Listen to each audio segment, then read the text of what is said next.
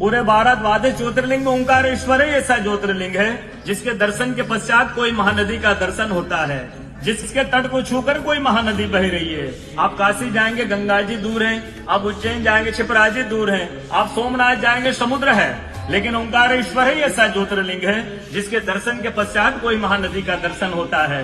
वो महानदी है रुद्रदेहाय विद्महे मैं कलकन्याज धीमहि तन्नो नर्मदा प्रचोदयात्। भगवान शंकर की देह से पसीने के बूंद से निकली है माँ नर्मदा। भारतवर्ष में जितनी नदियां हैं सब उत्तर दक्षिण, दक्षिण उत्तर की ओर बहती है, लेकिन माँ नर्मदा उदय से अस्सी की ओर बहती है, पूर्व से पश्चिम की ओर बहती है।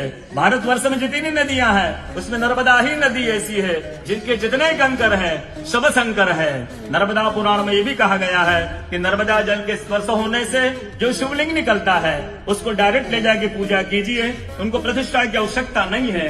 नर्मदा जल स्पर्श होने से वो स्वयं प्रतिष्ठित हो जाते हैं। अयोध्या में राम लला जी की जब स्थापना की गई थी तो नर्मदा का 2.5 फीट का नर्मदा का शिवलिंग राम जी के साथ अयोध्या में स्थापित किया गया था।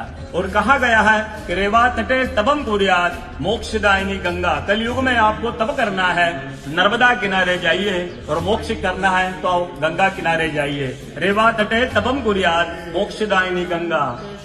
तो नर्मदा किनारे एक संत का, तपस्या संत का अनुभव बताता हूँ जो वर्षों से नर्मदा किनारे रहे। जब वो देखते हैं सुबह 3 से 4 बजे ब्रह्म मुहूर्त में एक कोई माई आती है, नर्मदा स्नान करके लौट जाती है। संतों को जिज्ञासा हुई कि मैं वर्षों से इस माँ को देख रहा हूँ, नर्मदा स्नान करके लौट जाती है।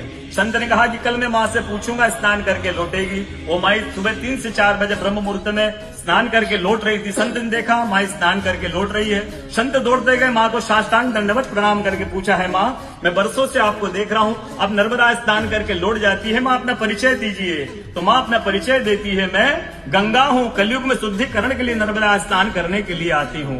बोलो गंगा मैया की जय, नर्मदा मैया की जय, ओंकारेश्वर भगवान की जय, आज के कथा के आनंद की जय, भक्त और भगवान की जय।